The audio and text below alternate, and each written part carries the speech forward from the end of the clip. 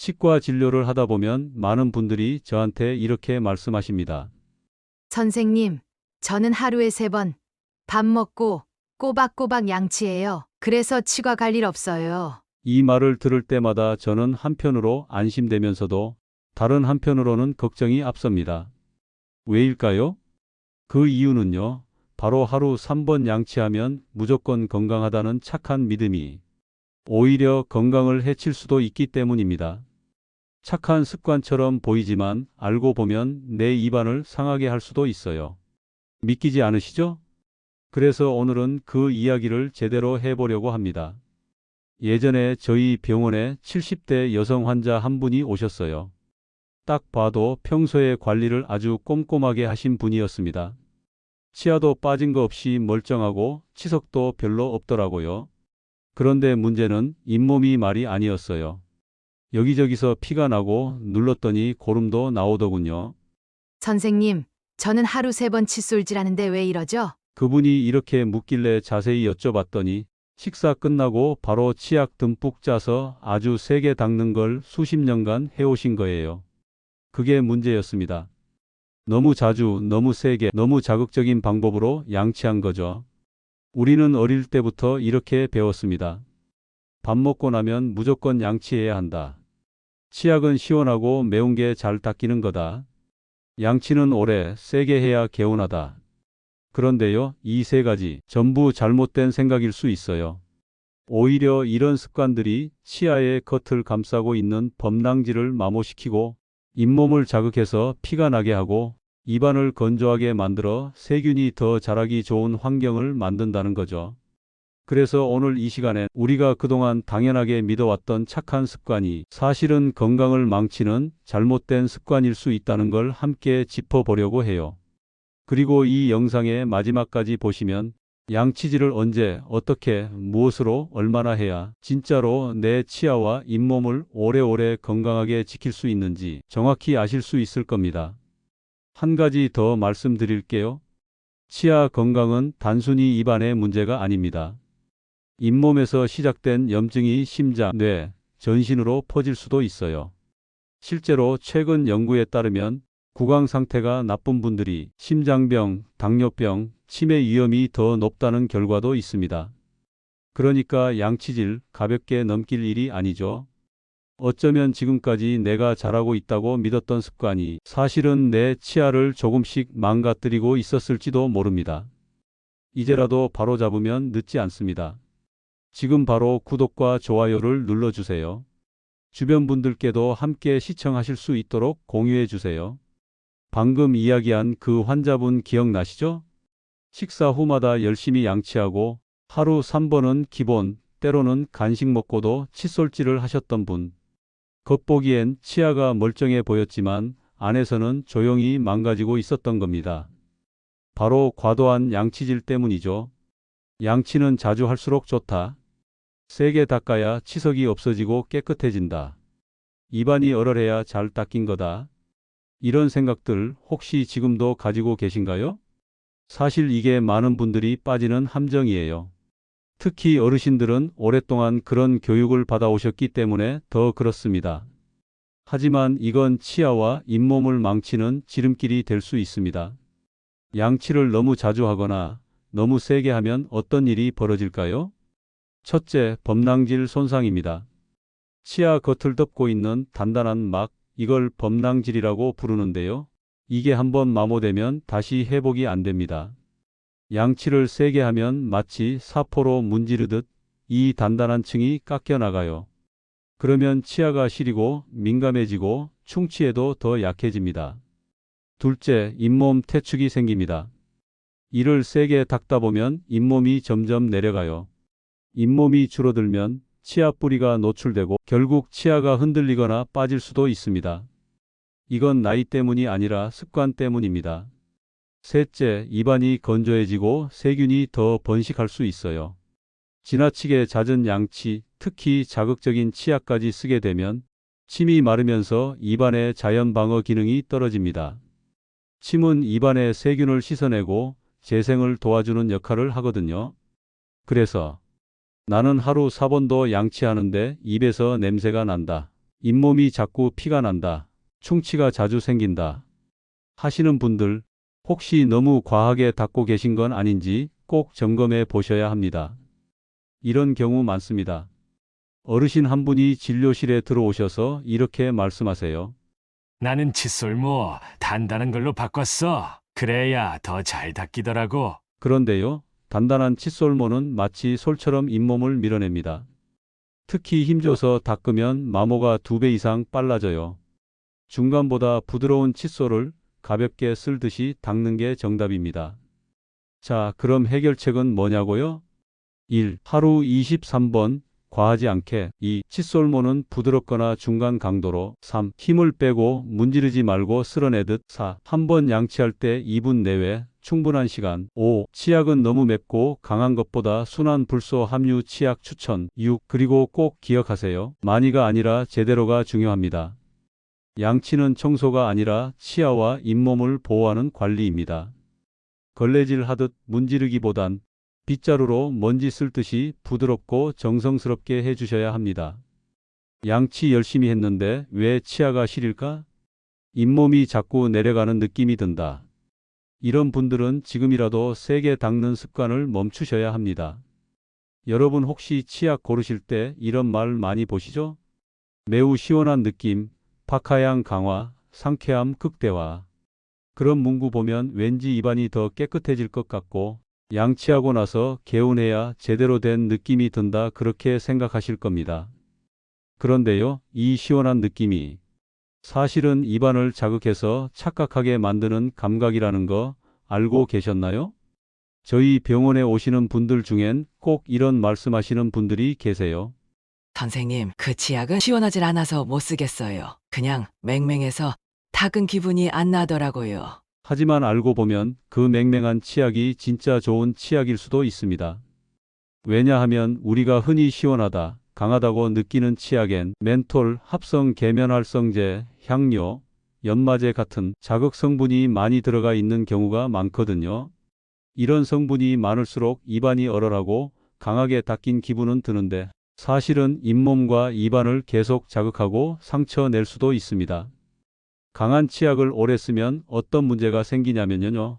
첫째, 잇몸이 시리고 피가 날 수 있습니다. 특히 잇몸이 예민해져서 붓고 물집이 잡히는 경우도 있어요. 잇몸병이나 구내염이 자주 생긴다면 사용 중인 치약부터 의심해 봐야 합니다. 둘째, 치아가 점점 시려질 수 있어요.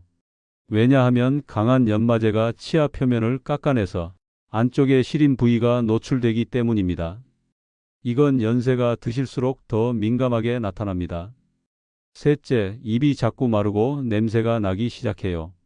강한 치약 속 계면활성제 성분이 침 분비를 줄이고 입안을 건조하게 만들기 때문이에요.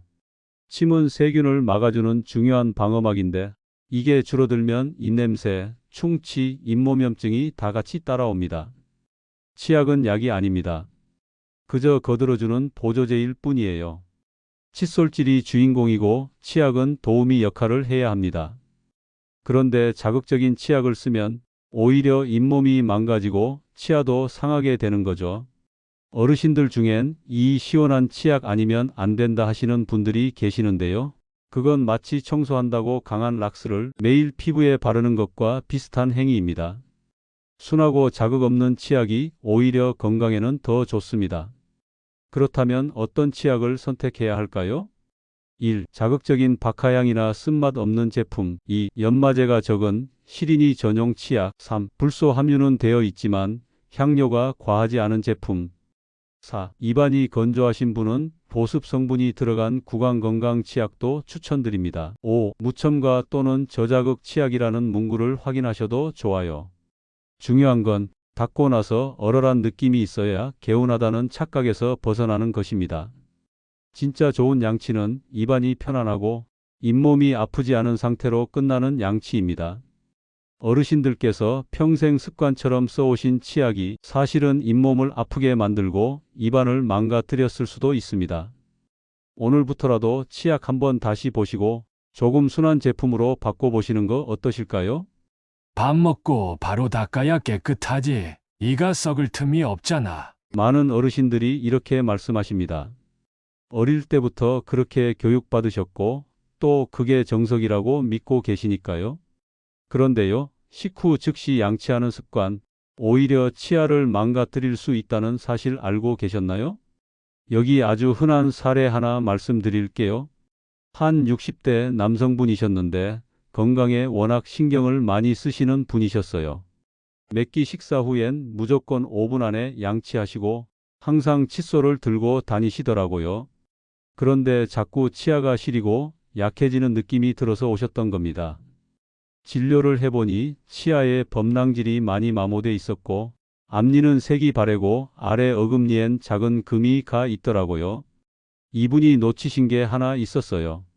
바로 식후 30분은 기다려야 한다는 원칙입니다. 왜 그럴까요? 식사를 하면 음식 속에 있는 산성 성분이 치아 겉면의 단단한 범랑질을 일시적으로 약하게 만듭니다. 특히 과일, 김치, 식초, 주스, 커피 같은 산성 음식은 치아를 부드럽게 만들어요. 그 상태에서 바로 양치를 하면 부드러워진 치아를 칫솔로 긁어내는 꼴이 됩니다. 그러면 범랑질이 벗겨지고 시린이, 충치, 마모 같은 문제가 생기는 거죠. 어르신들 중엔 난 위산도 자주 올라와서 더 빨리 닦아야겠다 하시는 분도 계신데 오히려 역류성 식도염이나 위산 역류가 있는 분들은 더 조심하셔야 합니다. 산이 올라오는 횟수가 많을수록 치아는 더 약해지거든요. 그런 상태에서 즉시 칫솔질을 하면 치아는 더 빨리 닳습니다. 그렇다면 언제 닦는 게 가장 좋을까요? 식후 30분이 지난 후 양치를 해주시는 게 이상적입니다. 그 전에 입안이 텁텁하고 음식물 찌꺼기가 남아있다면 물로 헹구거나 가글로 입안을 먼저 씻어내 주세요. 외출 중이라면 무설탕 껌을 씹는 것도 침 분비에 도움이 됩니다. 특히 산성 음식을 드신 직후엔 반드시 기다리셨다가 양치하시는 게 좋습니다. 치아는 우리 몸에서 다시 재생되지 않는 조직이에요. 한번 상하면 다시 나지 않습니다. 그래서 더 조심해야 하고 타이밍이 중요합니다. 양치를 늦게 하는 건 문제지만 너무 빨리 하는 것도 해가 될 수 있다는 것 오늘 꼭 기억해 주셨으면 좋겠습니다. 평생 잘 해왔다고 믿었던 습관이 알고 보면 내 치아 건강을 망치는 요인이 될 수 있습니다. 이제는 조금만 더 여유를 갖고 타이밍을 지키는 양치 습관 시작해 보세요. 요즘은 입이 자꾸 마르고 물을 달고 살아야겠어요. 아침에 일어나면 입천장이 바짝 말라붙은 느낌이에요. 자꾸 침이 부족한 것 같고 혀도 까끌까끌하네요. 이런 말씀 혹시 해보신 적 있으신가요? 그렇다면 단순히 수분이 부족해서가 아닐 수 있습니다. 구강건조증, 즉 입안이 비정상적으로 마르는 상태일 가능성이 큽니다. 그리고 이건 결코 가벼운 문제가 아닙니다. 우리가 말하고 씹고 삼키고 맛을 느끼고 입냄새 없이 살아가는데 필요한 게 뭘까요? 바로 침입니다. 침은 우리 입안 건강을 유지하는 데 없어선 안 될 중요한 존재입니다. 그런데 나이가 들면 침샘 기능이 떨어지고 입안 점막이 얇아지고 복용 중인 약물도 침 분비를 억제하면서 점점 입안이 마르기 시작합니다. 특히 고혈압약, 당뇨약, 정신과 약, 소염 진통제 같은 약들, 많은 어르신들이 드시고 계신 약들 중 다수가 부작용으로 구강 건조를 일으킬 수 있습니다. 그럼 어떤 문제가 생기냐면요. 첫째, 충치가 급격하게 생깁니다. 침이 줄어들면 세균을 씻어내지 못해서 충치균이 입안에 오래 남아 활동하게 됩니다. 둘째, 잇몸병이 악화됩니다. 입안이 건조하면 염증도 더 잘 생기고 잇몸이 쉽게 붓고 피가 나기 시작합니다. 셋째, 입냄새가 심해집니다. 침이 냄새를 중화시켜주는 작용을 못하니까요. 넷째, 혀나 입안이 갈라지고 아프기도 하고 의치나 틀니가 잘 안 붙고 헐기도 합니다. 한 번은 이런 분이 계셨어요. 평소에 치아가 멀쩡하던 분인데 몇 개월 사이에 충치가 확 늘어서 오셨거든요. 알고 보니 약을 바꾸신 뒤 입이 심하게 마르기 시작한 게 원인이었습니다. 그런데 문제는 본인은 그걸 물 덜 마셔서 그런가 보다 하고 넘기고 있었던 거예요. 입마름은 단순한 갈증이 아닙니다. 그 자체가 하나의 질환이고 치아 건강을 무너뜨리는 위험 신호입니다. 그럼 어떻게 관리해야 할까요? 1. 평소보다 더 자주 수분 섭취하기. 2. 입이 마를 때는 물 자주 마시기, 특히 작은 양으로 자주 마시기. 3. 카페인, 술, 담배는 피하기. 이건 침을 더 마르게 합니다. 4. 구강보습제나 입안 전용 수분 스프레이 사용하기. 5. 검은 무설탕 제품으로 침샘 자극에 도움됩니다. 6. 약 복용 중이라면 치과나 주치의와 상담해 약 변경 가능한지도 체크하기. 7. 자기 전엔 입안 보습제 바르고 입 벌리고 자는 습관도 교정 필요합니다. 특히 노년기에는 입이 마른 상태가 오래 지속되면 치아 손실 속도도 빨라집니다. 그리고 한번 잇몸이 망가지면 그건 되돌릴 수가 없어요. 그러니 작은 증상이라도 그냥 넘기지 마시고 입안이 마른다 싶으면 반드시 치과에 오셔서 점검 받아 보셔야 합니다. 입이 마르면 물 한 잔으로 넘기지 마세요. 그건 몸이 보내는 경고 신호일 수 있습니다. 이제라도 그 경고에 귀 기울이시고 하루하루 내 입안을 촉촉하게 건강하게 관리해 보시길 바랍니다. 많은 분들이 치과는 치아만 다루는 곳이라고 생각하시죠? 그런데요, 저희 치과 의사들은 진료하면서 종종 이런 경고도 드립니다. 잇몸이 안 좋으시면 심장이나 뇌혈관 건강도 꼭 점검해 보세요. 왜냐하면 입속 잇몸의 염증이 전신에 영향을 줄 수 있기 때문입니다. 예를 하나 말씀드릴게요. 70대 중반의 여성 환자분이셨는데요. 잇몸이 붓고 피가 자주 나는 증상으로 내원하셨습니다. 진료 결과 만성 잇몸염증이 상당히 오래 지속돼 있었고 이미 치아 몇 개는 뿌리까지 흔들리고 있었어요. 그런데 그분이 하시는 말씀이 충격적이었습니다. 며칠 전에도 가슴이 답답하고 숨이 차서 응급실 다녀왔어요. 심전도 검사상 심근염 의심 소견이 나왔다는 겁니다. 그게 단순한 우연이 아니었습니다. 요즘 연구에 따르면 잇몸 속 염증 세균이 혈관을 타고 전신으로 퍼질 수 있다는 것이 밝혀졌거든요. 특히 심장 혈관에 염증을 일으켜 심근경색, 협심증 위험을 높인다는 겁니다. 이걸 의학적으로는 구강전신 연관성이라고 부릅니다. 입안의 잇몸병이 단순히 입에서 끝나는 게 아니라 몸 전체에 영향을 줄 수 있다는 걸 뜻합니다. 어떤 질환들과 연관되어 있을까요? 1. 심장질환 구강 내 세균이 심장 내막에 붙어 염증 유발하고 2. 뇌졸중 혈관 내 염증이 혈류를 막아 뇌혈관 문제로 이어집니다. 3. 당뇨병 잇몸병이 혈당 조절을 더 어렵게 만듭니다. 4. 치매 위험 증가 잇몸 세균이 뇌로 침투해 인지기능 저하와 연관되고 5. 조산, 저체중 출산 젊은 여성의 경우 구강염증이 임신에도 영향을 줍니다. 그렇다면 왜 하필 잇몸일까요? 잇몸은 아주 작은 상처나 염증에도 세균이 혈관으로 침투하기 쉬운 구조를 가지고 있습니다. 그리고 그 세균이 피를 타고 온몸을 돌아다니는 거죠. 그 중에서도 심장이나 뇌 같은 중요한 기관에 도달했을 땐 큰 사고로 이어질 수 있습니다.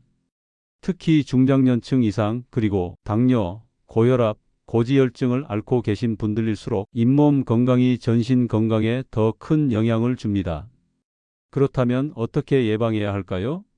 1. 잇몸이 붓거나 피가 날 경우 절대 방치하지 말고 바로 치과 방문하기. 2. 정기적으로 스케일링 치석 제거 받아서 염증 유발 세균 제거하기. 3. 치간 칫솔, 치실 등을 활용해 칫솔이 닿지 않는 부위까지 관리하기. 4. 당뇨나 심장질환이 있다면 구강 상태도 함께 체크하기. 5. 잇몸 약에만 의존하지 말고 근본적인 염증 제거를 우선으로 하기. 어르신들께서 자주 이렇게 말씀하세요. 잇몸이 조금 피 나는 거야 나이 들면 당연한 거지. 아닙니다. 그건 몸이 보내는 아주 중요한 신호입니다. 그 피 한 방울이 심장 쪽 이상을 알리는 첫 번째 경고일 수 있습니다. 치아가 아프면 식사를 못합니다. 잇몸이 상하면 면역력이 떨어지고 전신이 무너집니다. 이제는 구강을 몸의 창으로 보는 시선이 필요합니다. 건강은 입에서부터 시작된다는 말, 그건 이제 옛말이 아니라 의학적 사실입니다. 오늘 이 내용을 듣고 한 번쯤 거울을 보시면서 내 잇몸이 괜찮은지 점검해 보시길 바랍니다. 자, 여기까지 보셨다면 이제 양치질을 단순히 많이 하는 게 중요한 게 아니라 제대로 하는 게 훨씬 더 중요하다는 걸 느끼셨을 겁니다. 그렇다면 구체적으로 치과 의사인 제가 어르신들께 꼭 권하고 싶은 가장 효과적인 구강관리 습관 5가지를 알려드리겠습니다. 첫 번째, 하루 2에서 3회 부드러운 칫솔로 힘 빼고 양치하기. 가장 기본이자 가장 중요한 습관입니다. 칫솔은 무조건 단단한 것보다 부드럽거나 중간 강도로 고르셔야 합니다. 그리고 절대 이를 문지르듯 닦지 마시고 쓸어내듯이 훑어내듯이 닦으셔야 해요. 힘을 주면 치아도 깎이고 잇몸도 밀려나갑니다. 살살 닦아도 충분히 깨끗해집니다. 양치 횟수는 하루 2, 3회면 충분합니다. 대신 시간과 방법을 지키는 게 핵심이에요. 두 번째, 식후 30분 후에 양치하기, 특히 산성 음식 먹었을 땐 필수입니다. 앞에서 말씀드렸듯이 식사 직후는 치아가 가장 약해진 상태입니다.